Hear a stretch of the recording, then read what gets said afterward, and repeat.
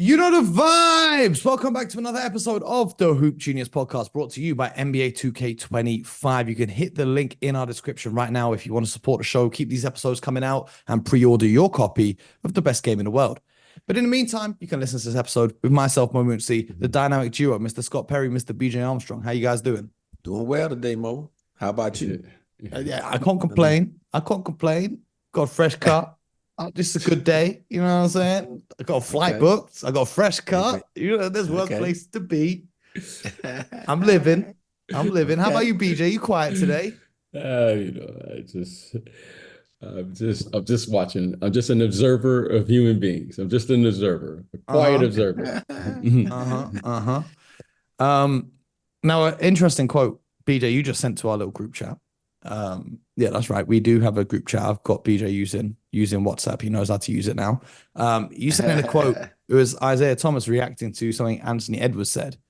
Anthony Edwards says, they say it was tougher back then than it is now, obviously referencing previous generations of the NBA. And he said, I don't think anybody had skill back then. Michael Jordan was the only one that really had skill. You know what I mean? So that's why when they saw Kobe Bryant, they were like, oh my God. But now everybody had skill. And that's the quote that's gone around and everyone's reacting to. But what's important is before he said that, he said, I didn't watch it back then, so I can't speak on it. But then he proceeded to speak on it. BJ, as someone who has now been described as Anthony Edwards as a player who didn't have skill, what's your reaction to this? Well, Mo, I really don't have any reaction to it because no one has been a bigger advocate of the game of basketball globally, all around the world. No one's been a bigger advocate of the game being pushed, move forward, and the advancement of the game, the facilities, the way the game is played, so forth and so on. So I take that responsibility. I take it with. I feel very responsible for moving the game forward and moving it to the next generation and passing it off, and so that the next generation will take it and move it forward and keep passing it on. So, one thing that, growing up in the city of Detroit, which you guys hear me talk about, I refer back often, is you learn a lot of lessons. And you learn a lot of lessons before you get to a moment like being able to play professionally. There was a level of respect that Scott and I, both being from Detroit, we had an opportunity to reach out and touch and watch a player like George Gervin, for instance, who's from Detroit. We had an opportunity to watch and touch Irving Magic Johnson and John Long and Terry Tyler and Dave Bing and, the Oscar Robertsons. And Scott and I, in our professional careers, our paths crossed the late Bill Russell. We crossed Wilt Chamberlain. We crossed Earl Monroe and Clyde Frazier, and I played against Larry Bird, and we saw Julius Erving. The list goes on and on and on. Spencer Haywood, okay, for instance. These gentlemen and there's countless others. They share the information so that we can take the torch and move the game forward. I've committed my life's work to not falling victim to the following philosophy: divide and conquer. As you know, Anthony Edwards is one of my favorite players, as you know, Mo. We know. Audience. And Scott has heard me talk about this young man. Steve Smith, if Anthony Edwards is listening, he knows what that name would mean to him down in Georgia. Who's from Detroit. Absolutely. Okay. So who by the way, was a very skilled basketball player. Yes. Okay. We refer to him as Smitty, but we'll call him by Steve Smith. Okay. Shout out to Smitty. All right. So, there's a thing in this generation where Scott and I, whenever we talk to the younger generation, they refer to us as the OGs. Hey, OG. Hey. So we take that very serious because when we grew up, when the OGs talked, we listened. And we weren't doing this in the media. When they spoke to us as men because they wanted to share us with some information to carry it on and move it on. So I'm not going to fall victim to this divide and conquer. I'm not going to hear, but I will say this. I'm going to choose silence here is because we are committed to the game and the people that love the game as much as we do. And I'm going to use this as an example for us of why we love the game and why we will continue to move forward and why we will continue to share our knowledge. This isn't about me. It's not about being right. It's not about being wrong. But everything that's gotten us to this point, got me to this point individually, collectively, is because of the people that was before me. And I want to give that same respect. And for better or for worse, I really know Michael Jordan. I'm not talking about the player, like I know the person. And Mo, you never hear me talk about my relationships. You never hear me talk about people that I know. I'm not, because there's the media and then there's people. So I will say this. There is no response. But I will say the following is that hopefully this generation, would take stewardship to move the game forward, to pass it on to the next generation. Because that's how this goes. Mm-hmm. Okay. And when you look at the game and how the game is played, I have yet to have seen any pickup game in the world in my 56 years where guys are just running to the three-point line to shoot threes. That's not how the game is played naturally. You could go to any park in the world.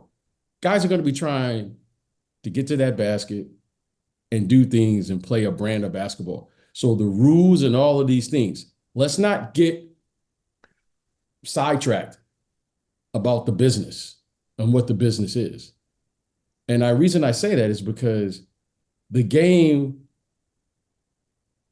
grew in popularity because of how the game was played in many urban communities throughout the world, not just here in the United States, throughout the world. And I have yet to see anyone naturally play the game the way the game looks currently today. Okay, that's what it is. So let's continue to grow. Let's continue to hear. I know that will probably, in what was said there in the media, but for better or for worse, we have a bigger responsibility, and that's to the game and the people that play the game and the opportunities, not only is done as who have the opportunity to play professionally, but what is done for people and allowing them to gain education, experience, grow, and make a livelihood because of it. So, but that's years of experience. So I'm just hoping to move the game forward and continue to move the game forward for the next generation of young people, men and women, boys and girls that play this game. Scott, what was your reaction to what Anthony Edwards said? There's a couple thoughts I just want to add. First off, I'm going to start off, and I've said it a number of times on the show, in other broadcasts, what a fan I am of Anthony Edwards in terms of his game, in terms of his approach. He was one of the young guys that, I don't know, sometime earlier this year, early part of the season, was advocating for playing 82 games, the importance of it. That's our job. That's old school. But I'm glad you told me that before that tweet, what was left out of that tweet was saying that he really had no knowledge of what came before. He had really not watched players before. He obviously is familiar with Michael Jordan because, you can just go to any social media channel and you will see highlights and clips of Michael Jordan. And obviously he was awesome, and those highlights are awesome. So I'm going to say that I'm going to, say to Anthony Edwards, who obviously has a, student of the game. And BJ mentioned Steve Smith was a guy who I know who met this young man and was supportive of him and helpful to him in the early parts of his journey there in Atlanta. Go back and do your homework. Go back and watch the game. Because that statement is not becoming of who he wants to be and becoming the game. He wants to be. People are talking about who's going to be the next face of the game. All right, and if he wants to be the face of the game currently, he can't look back 10, 20, 30, 40, 50, how many years you want to look at, and just disregard the talent level. See, I would, and I would say this from a basketball, so what it rises in me as I watch the game today. Going back years 30, 40, 50 years ago when the game was first introduced years ago, 70-some years ago, 80 years ago by Dr. Naismith, the game was always rooted in fundamentals: passing, dribbling, shooting. There was a lot of technique. There was a lot of, so those are the skills related to basketball. Now, what I do think happens as we move forward and we get into this current generation now, the emphasis on quote unquote athleticism, and that sometimes gets mistaken for skill level. Yeah, do we see 1 through 15 guys can jump and twirl in the air, 360, and do all the kinds of things with their body athletically? And that's not to say that there weren't great athletes in my era, because there were some phenomenal athletes. But just by and large, even this, if you just look 1 through 15, you could probably make a case, an argument, just running and jumping. Today's athlete is probably, a little faster. You could do that in any sport. Higher on average. And you could anywhere in the world. Whether that's football, we talk about track. Yeah, you go back to the fastest man in the world. Jesse Owens had the record for years, been having fastest 100 time. And then it just started, each generation was passing it because that bar was set. But that's athleticism. Skill and athleticism, two different things. And I would just encourage Anthony Edwards and all those in this generation, just, trying to understand where the game was and how it's evolved and where it's at today, really go back and study it. And so that's what I saw. A lot of young guys just don't know. And to his credit, I guess he said that in the very beginning. I didn't watch, I didn't see, I didn't know. And when obviously he pulled the greatest name that he could pull out, Michael Jordan, as the guy with skills. But that skill game, we can go down the list. No. Here's my thing with players being skilled. Okay, when people hear the word skilled, all they think about is dribbling. When people are like Kyrie Irving's the most skilled player ever because they're just looking at ball handling. There are so many skills in the game of basketball that are more than dribbling. For example, you watch the NBA now. How many players know how to defend post-ups correctly? You watch the NBA now. How many times do you even see screens being set properly? You watch the NBA, guys are walking up, they're not even setting the screen, the defense is automatically switching, and so setting great screens is a skill. Guarding the post is a skill. But these are things that no one talks about when they're discussing the most skilled players of all time. They just assume dribbling and shooting mid-range pull-ups is skilled. To my point, the fundamentals of the game. Those are skills of the game. So those are my 2 cents on the whole situation. And again, hopefully it will be a learning moment for Anthony Edwards. BJ, you were going to say something before I jumped in. What were you going to say? No, the fundamentals of the game never change. The fundamentals never change. And even in this generation will say, and you've heard this generation say this for years and years, Kobe Bryant, the late Kobe Bryant, was the closest player to Michael Jordan. All right. And then we say, well, like when the old generation saw Kobe Bryant, we were like an ooh and an ah. No, the fundamentals of the game never change. Now, style may change. Okay. Believe it or not, there was Connie Hawkins. There was Elgin Baylor. There was Spencer Haywood. There was David Thompson, Larry. There were athletes playing this game. Julius Irving that were playing this game. Yep, Dominique. Oh, no, As the rules have evolved, the players, which are phenomenal athletes, they adapt to the rules of the game. Everyone adapt. But what translates from each generation has been the same skill set, the fundamentals, whether they were playing in the 80s, the 90s, the 2000s, the 70s.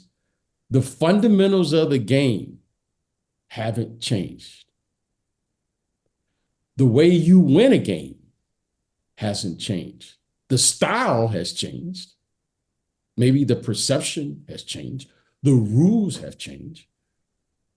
But having a fundamental base, Kobe Bryant, like Michael Jordan before him, like Larry Bird, like Oscar Robertson, all had mastered the fundamentals of the game.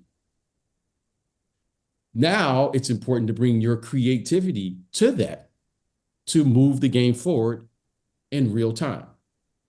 So the fundamentals have to be in place to take advantage of this skill. Skill without fundamentals is just a skill set. You still have to master the game. In order to master the game, you got to compete, you got to win, and then the game should be entertaining.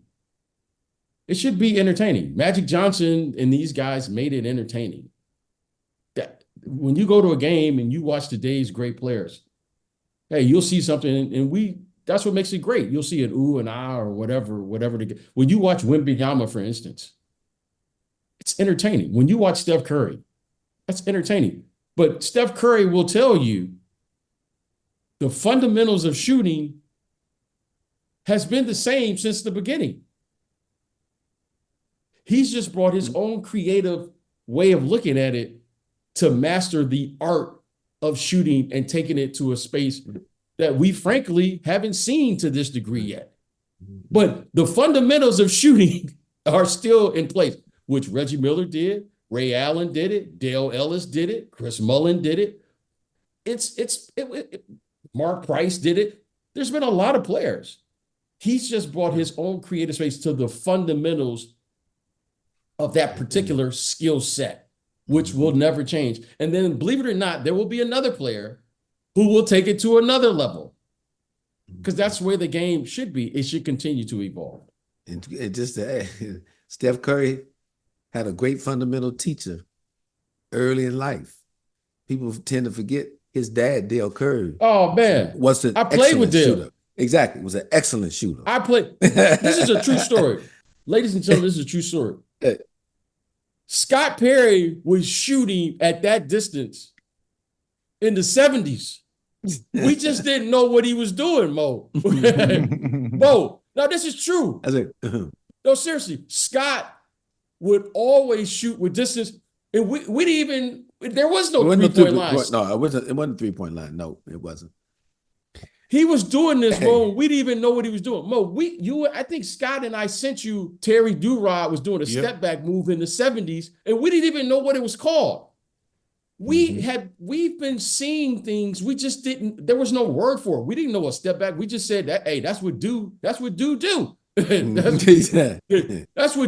Like, what is that? I don't know. But do got this move that Scott was shooting with distance. We didn't even know what it was. Man, this dude is crazy, man. Why he shoot? I don't know, man. Who knows? So, finally, somebody came around and there was a three-point line that evolved, and suddenly he started doing it, and then we put a name to it. But believe it or not, Mo, people have been doing this, and countless others. It's just the timing and marketing and all the things have to come along Absolutely. At the right time. And social media has added so much to this now, because it's just, always a debate, always something every single hour. Scott, by the way, why were you shooting? I've never asked, why were you shooting? Why did you do that? I want to know who was guarding the paint that Scott didn't want to go up against to get in there. Yeah, no, yeah. So you get thrown to the ground. You mean? No, I wasn't worried about getting thrown to the ground. I don't know. I just liked it. Sometimes to be going in there and maneuvering against all these other people. Well, I knew I could get a shot off. I guess when I was younger, I knew. You know what? I always tried to play up. So like when I would go to camps, I remember going to St. Cecilia's camp. Sam had a camp, Right.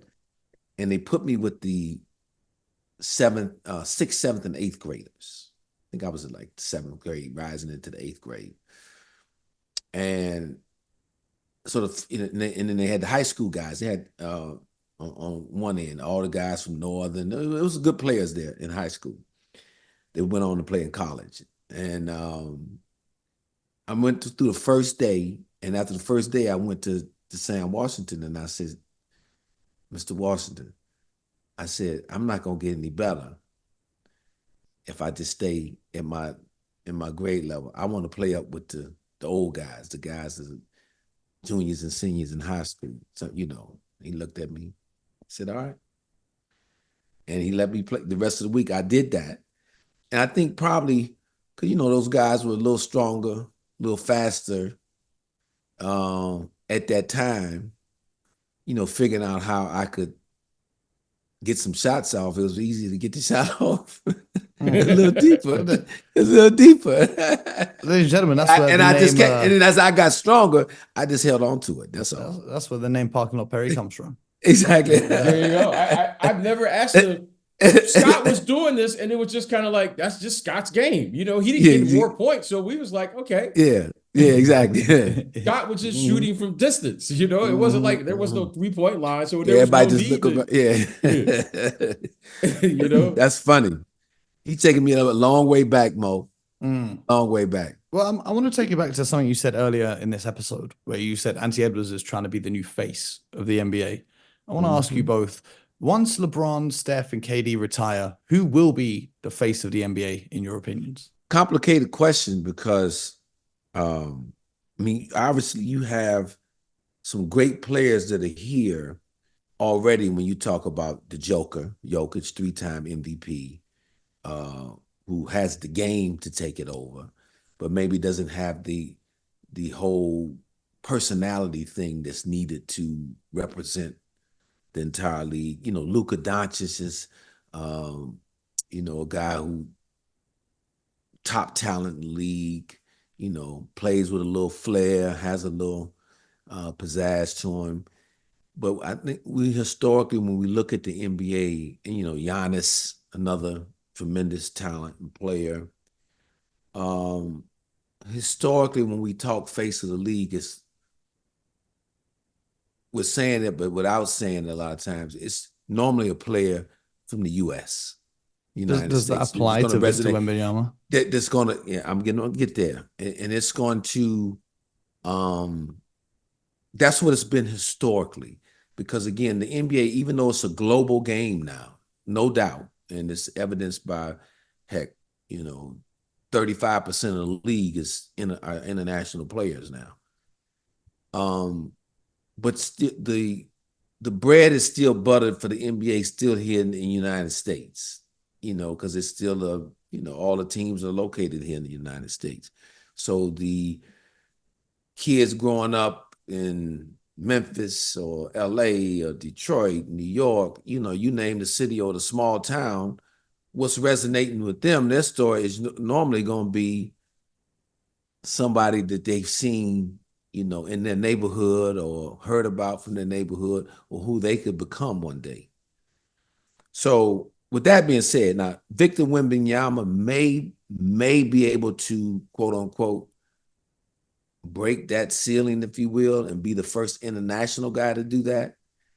But that would depend on how relatable he becomes to the fan base, just as you listen to him interview and all that. But he's 7'5", so he's one of those guys. He's such an anomaly. The little kids watching the game, who's going to grow up and be 7'5"?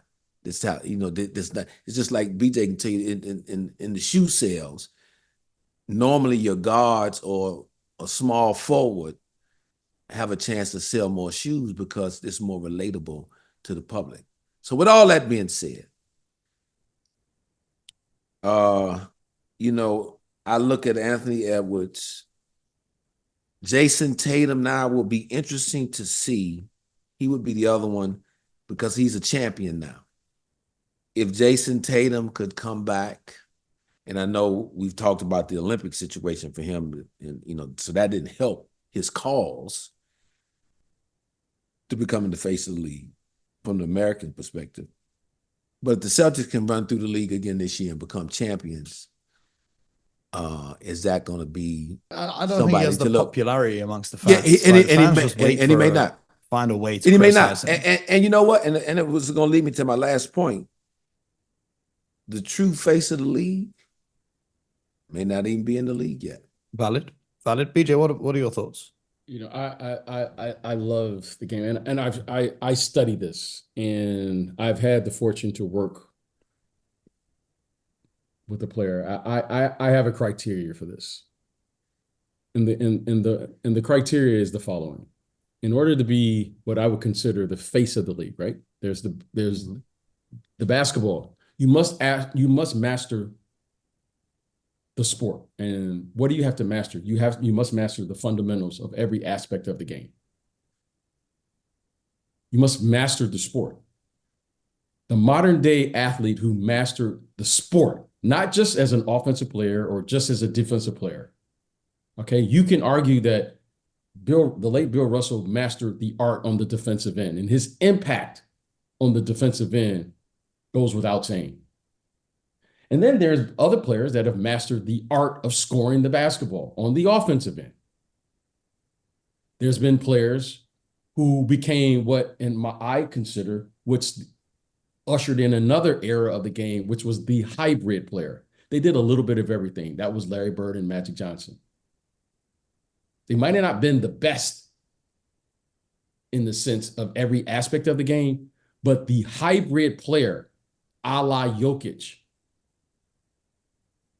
you can argue that their influence on the game is as high as it's ever been. LeBron James' influence as a hybrid player, in my opinion, because LeBron does a little bit of every aspect of the game. I played with a player who did that, Scottie Pippen. What will the face of the league look like? I think the face of the league has to do the following. That player has to capture the imagination of the audience and the people that play it. The people that actually play the game, they aren't fans of the game. They will only respect the fundamentals of the game because they know how difficult it is. Like, for instance, we could talk about this young woman, Caitlin Clark. There were a lot of questions before she entered into the WNBA. The fans were like, oh, wow, she's going to be this. And the people who play the game, the players, the coaches, and former players, they were looking at it like, okay, let's see.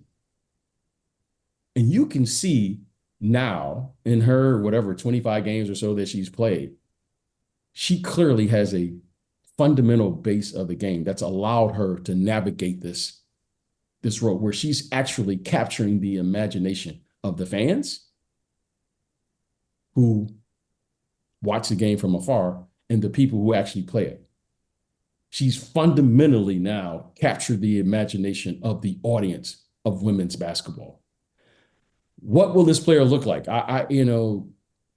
Derrick Rose, for instance, former client, well, not a former client, current client still, but a player who is in year, 16 or 17.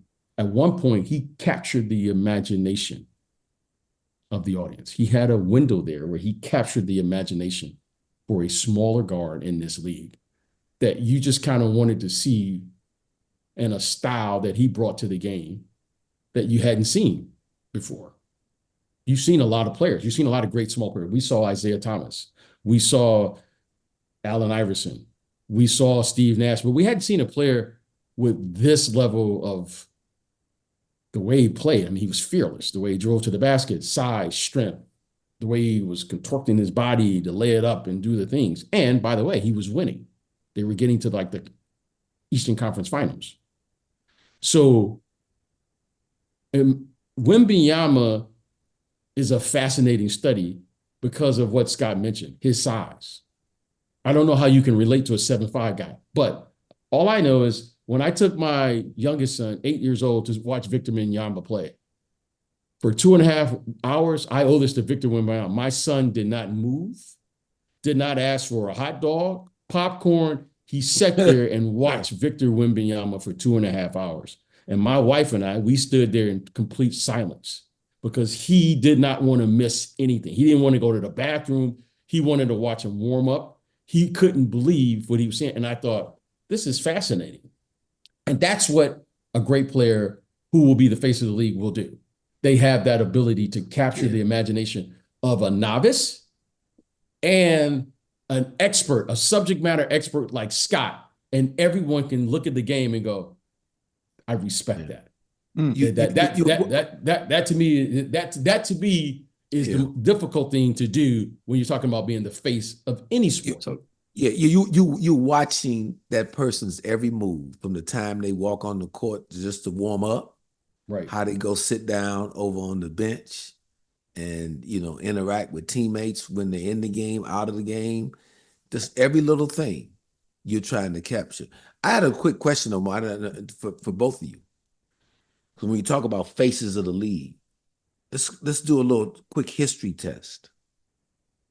How many when you're talking about singular faces, now there's been a group of guys, maybe, but that you would say have been the face of the NBA at one point in time? I don't think it's been that many because you got to dominate your era. Right. And even though would you say Bill Russell was one? Yes, he dominated his era. Would you say that Wilt Chamberlain was one? Yes, he dominated his era. Would you say Kareem Abdul-Jabbar was one? Yes, he dominated his era.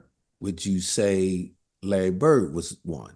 Yes, he dominated. But Bird era. and Magic come together. Magic. Like whenever you say but that's the unique. Magic, that's the unique thing there. In a team sport, because it was team sport. You're saying but when you look at, they won 8 championships alone between the both of them in a decade. That was that they just happened to come on at the same time. Absolutely. But they both were, I would dominant. say, equal faces of the league. They dominated. And their I mean, era. they basically, people, historians it'll be written that they really saved the NBA because the NBA was really they dominated. They were both dominant in their era. All right, was Dr. J ever the face of the NBA? I would say yes. Because he dominated the ABA, and he came in and he dominated. He won a championship, and he won a championship in the 80s. Okay. I would say Dr. J, yes. Okay, I'm saying okay. Then we obviously go to Michael's era. Let's go back to Jerry West. He's the logo, so you got to put him in there, right? Yes. Jerry West is the logo. Let's look at Mo. I got a reaction out of him, but the man has been made the logo. No, I'm not disputing that. But if you're saying who's been a standalone face of it, means you can only pick one player per era. You've already said Bill Russell and you've already said Wilt, and now we're going to throw Jerry West in the mix as well. Well, they all about the face. They might the guy, but the face. Sometimes the guy could be the face of the league for maybe a 4 or 5 year run. Maybe it's a 15-year run. Like LeBron has been the face of the league for a long time now. Yeah. Since Kobe, God rest his soul. Since the late great Kobe Bryant. Has there been anybody else in this era between Kobe and LeBron? Steph Curry. Would you say Steph Curry is the face of the league now? Is the face of the league? But that stretch where the Warriors win the finals every year, 100%. Because the impact that Steph Curry had on basketball around the world, like, I never thought in my life I'd see so many kids wearing Under Armour shoes. Do you know how iconic you have to be to get people to wear Under Armour? Do you know what I mean? Like, his impact was huge. I'd have non-basketball fans coming up to me and asking me about this Steph Curry guy who just shoots all these threes. So I think Steph Curry's there. I will say this. I'm going to say this. And listen, Steph Curry is Steph Curry. But I will say this. we've seen these players, Isaiah Thomas, Okay. Yeah. and we've seen Allen Iverson. Mhm. Okay. Iverson and Shaq were the two I was going to ask you about. Allen Iverson's impact, cultural impact. Right. Still, every player today, the way they dress and all of those things, we have to start there. Mm-hmm. Now, do I think players have benefited from that? Well, you got to start there, because Isaiah Thomas was the first version of Allen Iverson, in my opinion. But we didn't allow him to just run around and score. He still had the responsibility of running the team. He had to defend. By the way, that was arguably the greatest defensive team. Yes. And then he had to score and manage the game and all of the other things. Mhm. Allen Iverson took a different path where he was scoring. He was literally a 6 foot, I don't know, 6'1", maybe, 2 guard that didn't manage or do the other parts of the game that traditionally a smaller player had to do. Right. Mo, you've heard it. Steph Curry is playing in another era where now they are combo guards of some sort that are playing the game a different way, which I admire the way they're playing in today's game. So every player has every era, every generation has their iteration of what this looks like. Right. Of what it looks like, what it feels like. I don't know if it's right or wrong, but we certainly can't say Tim Duncan, who won the most games in that's what I was going to say. It's not just about dominating. He dominated. Tim Duncan but won he the was most never games. the face of the league. Again, I said it again. You must capture the imagination. The fans. Tim Duncan won more games in any era. He should be the greatest player. He won the most games. He won the most games. What do you mean? Yeah, but we talk about the face of the league, right? It's not talking about just purely in on sports. The only thing we can really say is, what's your impact of winning? Here it is. Tim Duncan won more games than any player that's ever played the game. But there's more to it, right? Let's go back to the conversation we've had about what's track more to athletics. it? Let's add more to it. Usain Bolt wins the Olympic medal, and he has the charisma, he has the showboating, and everyone loves him. Trey Lyles wins, and everyone thinks he's a corny loser. Bo, that's it's subjective. Not just winning. He won the gold medal. Usain Bolt won the gold medal. They both won the gold medal, but Usain Bolt is still the face of sprinting, even though he don't sprint no more. That's the media. Again, that's the media. Everyone has their opinion. What are you talking about? Because we're talking about the face of the league. That is the media. Okay, that's fine. If you want to believe that, that's your opinion. Everyone has an opinion. So you tell me, what is the face of the league then? The face of the league is winning. That's the bottom line. The bottom line is, what is your impact So then when on Scott winning? says Jerry West, why is Jerry West included if it's about winning? Because Jerry West impacted the game of what he did in that era. But he lost in the finals losing. He lost to the finals. So it's not about winning. In professional sports, we acknowledge the following. There can only be one winner. And do you have the ability, when you're putting together a team, roster construction, to get to the conference finals? Check. He just happened to be playing against a guy that was better. Just like people say, well, he doesn't have a chip, Charles Barkley. He just happened to run against a guy named Michael Jordan, Karl Malone. These players are so elite. That's why the argument of saying what you didn't do. No, Karl Malone was a phenomenal player. But never the face of the league. Neither was Charles Barkley. Okay, but Mo, the reason they're not the face of the league is because, Mo, you're talking about something that's so rare. Yeah, this is what I'm saying. They can, if as Scott said at the very start, there can only be one in a era, right? So if we There take can be Bill more Russell, than Mo. There can be more than one in an era. We talk about Larry Bird and Magic Johnson. There can be more than one. and we sat here 5 minutes ago discussing how that was a unique experience, of a unique situation of them two coming through together. Russell and Chamberlain were the But one of them did all the winning. And then I guess you could go Oscar and Jerry West. Yes, they played at the same time. Yes, that's what that was that was the two. You can't have one without the other. Especially in team sports. So you said you can't have one without the other. You can't be the face of the league. Because Mo, you can't be. How are you going to be the face of the league if there's no one to challenge you? No. But if you can't have one without the other, you can't be the face of the league without winning. Is what you're saying. If you can't have one without the other, therefore the guys who don't win a lot can't be in these conversations. Charles Barkley can't be in the conversation. Karl Malone can't be in the conversation. And it's no disrespect to them. I hear you. What you're saying is okay. In a point in time, whether it's a season, 10 seasons, whatever the case may be, this guy stood alone above the rest, is what you're saying, right? My thing for face of the league is when I talk to people, like I said, my thing with face of the league is when I talk to people who aren't basketball fans, and I mention anything about the NBA, what's the first thing they say? Right now, they still say LeBron James, Curry. of course. Yeah. And before that, they would say Kobe. And before that, they would say Shaq. And before that, they would say Michael Jordan. And I'm not disputing there's other great players in at any time. No but question. That's why I'm saying Tim Duncan's not in the face of the league thing, is because no one ever in my lifetime, and I've grown up in the 2000s, and I've spoke to people at the NBA, no one has ever had Tim Duncan be the first name that pops into their head. As great as he was, and as much as he won. Mo, you didn't know me. You didn't know me. But this is being the face of the league isn't about being known amongst people in the league. NBA, anyone who's followed the NBA would say, well, where's this guy been for the last 20 years? The guy only won the most games ever in the history of the NBA over his 19-year career.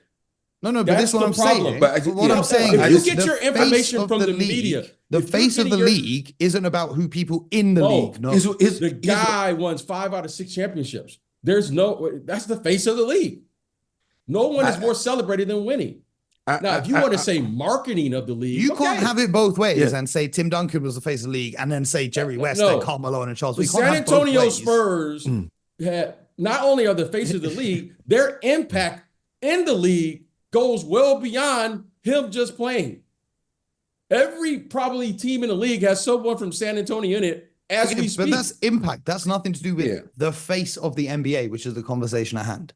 The face, this guy right now, we're talking about load management right now because of those teams. Okay, but that's not anything to do with the face of the league. The face being the face of something means that you are the first person associated with said thing.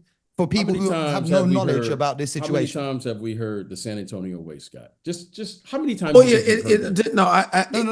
But we are absorbed with the NBA. Our opinions here are irrelevant because it's San Antonio's way. Like people always talk about the Patriot way, in the NFL and all that. I get all that. What Mo is saying, I mean, not to put words in your mouth, but I get.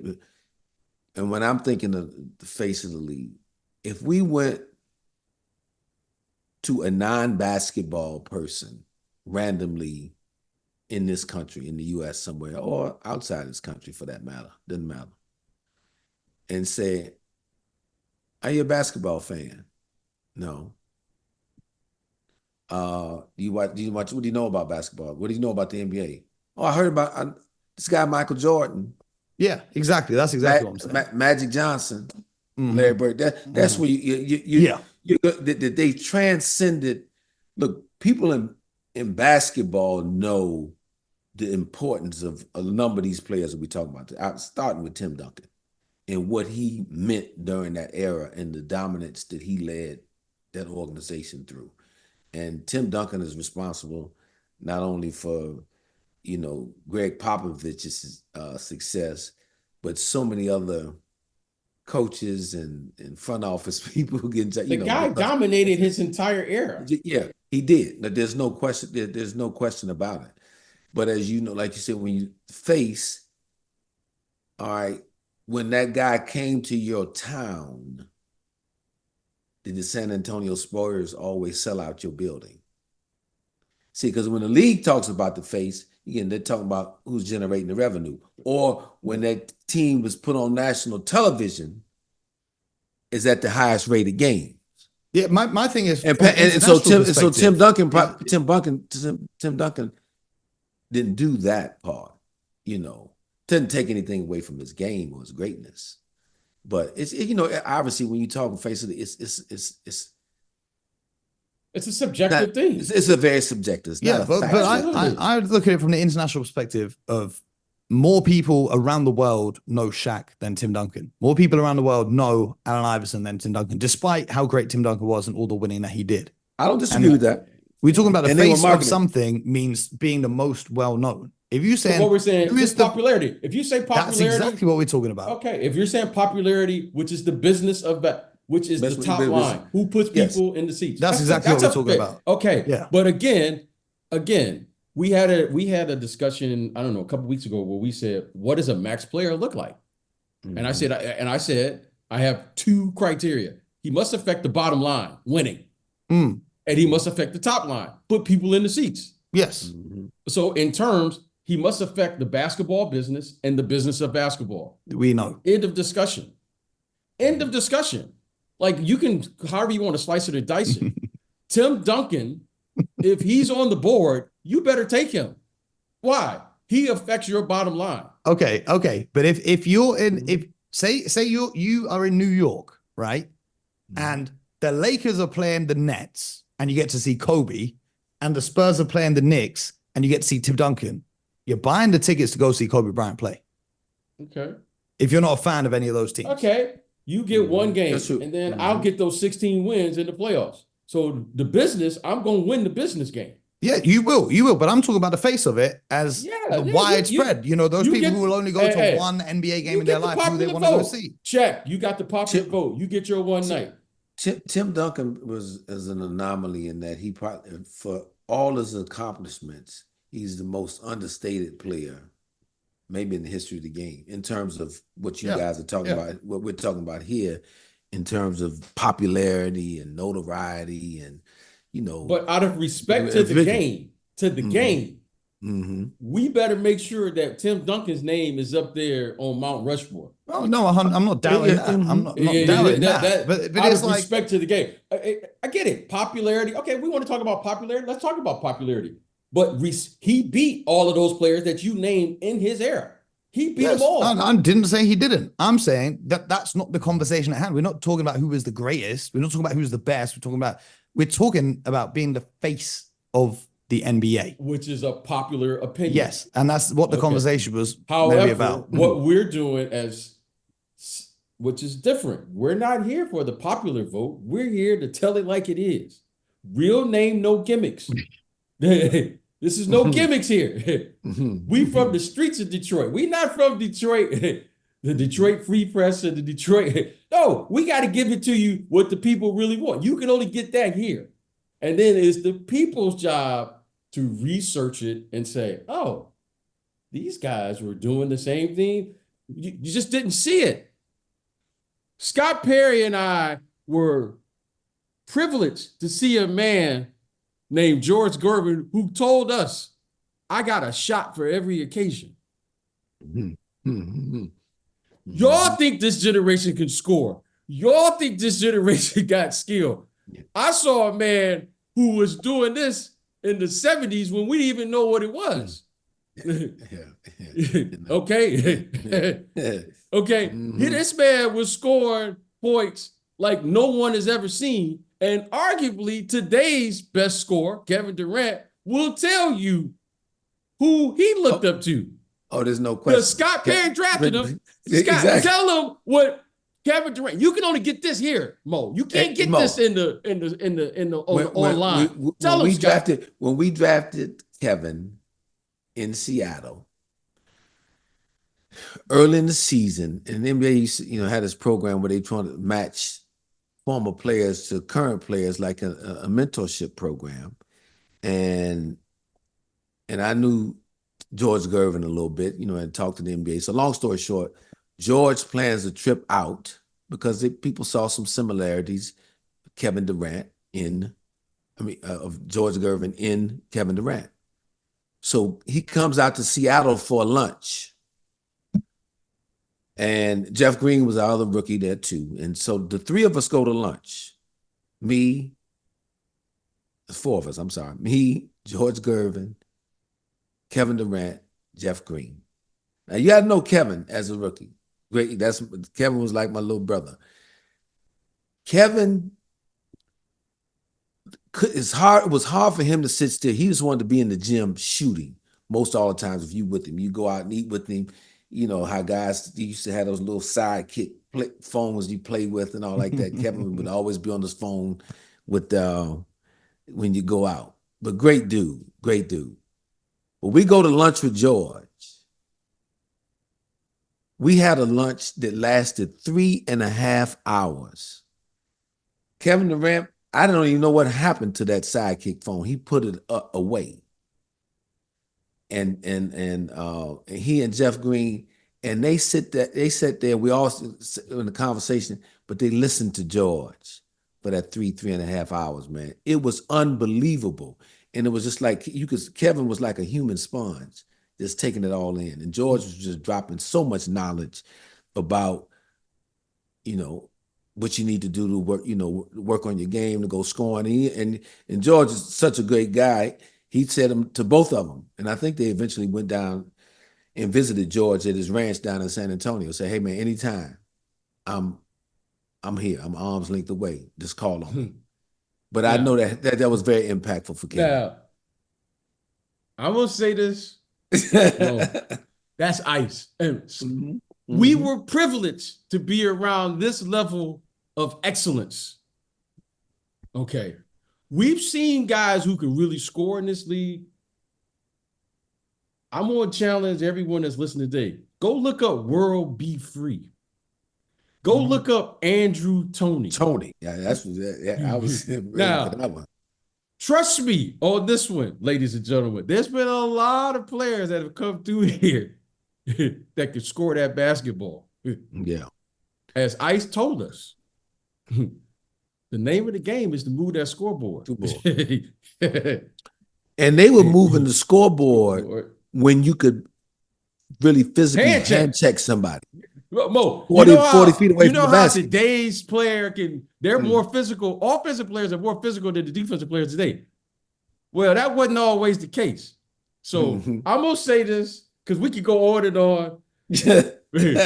But what I tell you, it's a beautiful game. It's a beautiful game.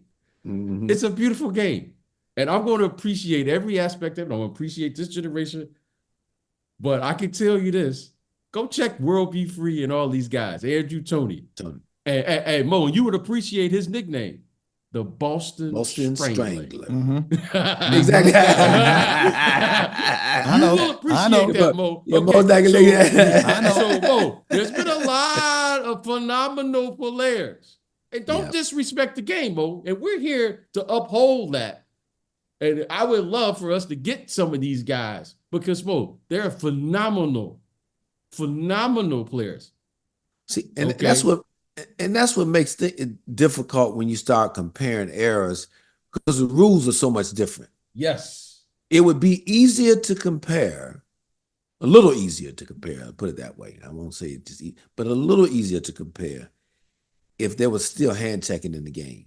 And that same physical level. Man, I gotta go, man, because Scott, you gonna keep going for another hour. Subscribe to the show. You just got on Apple, wherever you get your podcast from. We'll be back. We're taking a little break for the rest of the week. We'll be back on Monday.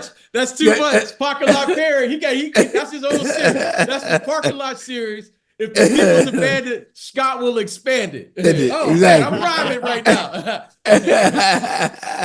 I appreciate y'all. Real names, no gimmicks. I don't know where he been, but you know what? I appreciate y'all for that show. But thank you. We got a lot more basketball to discuss. We'll be back on Monday. So don't miss an episode. Subscribe to the show, YouTube, Spotify, Apple, wherever you get your podcast from. And until next time, like any of the players listed on today's show, tell them what to do, Scott. Get buckets. Oh, Just get buckets. Get Let's do it. buckets. See you on Exactly.